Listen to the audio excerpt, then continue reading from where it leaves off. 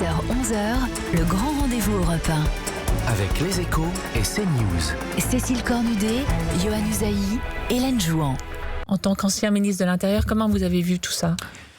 On s'aperçoit finalement que c'est dans les régions ou autour de centres urbains, il y avait des territoires qui étaient en voie, on va dire, de marginalisation, parce que leurs industries avaient disparu, qui étaient dans des types d'agriculture qui devenaient difficiles, qu'on a eu effectivement le mouvement le plus marqué.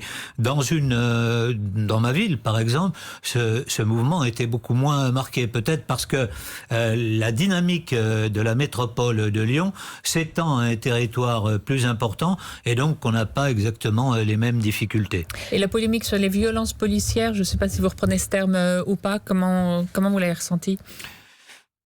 Maintenir l'ordre dans des circonstances pareilles, c'est quelque chose d'extrêmement compliqué.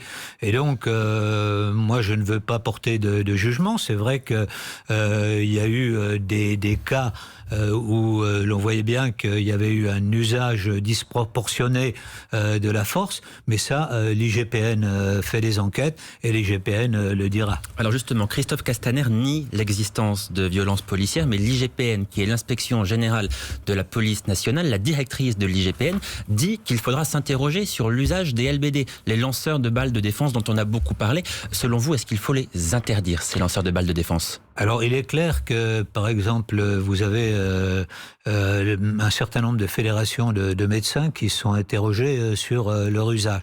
Je crois surtout qu'il faut avoir une formation qui soit une formation adaptée. Et comme il fallait utiliser l'ensemble des forces devant, je dirais, la grandeur de la menace dans les différentes villes, il n'y avait pas forcément des gens qui soient toujours aptes à pouvoir utiliser ce genre d'armes. Mais une trentaine de personnes mutilées qui ont été recensées notamment par David Dufresne.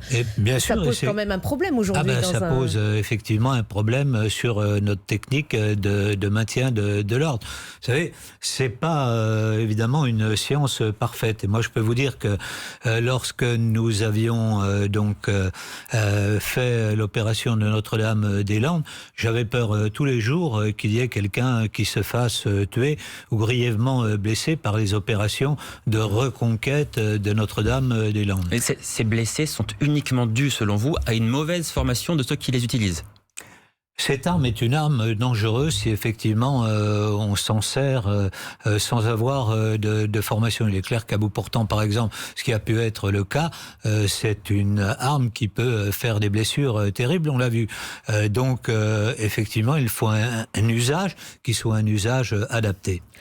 10h-11h, le grand rendez-vous Europe 1. Avec les Échos et CNews. Cécile Cornudet, Yohann Usaï, Hélène Jouan.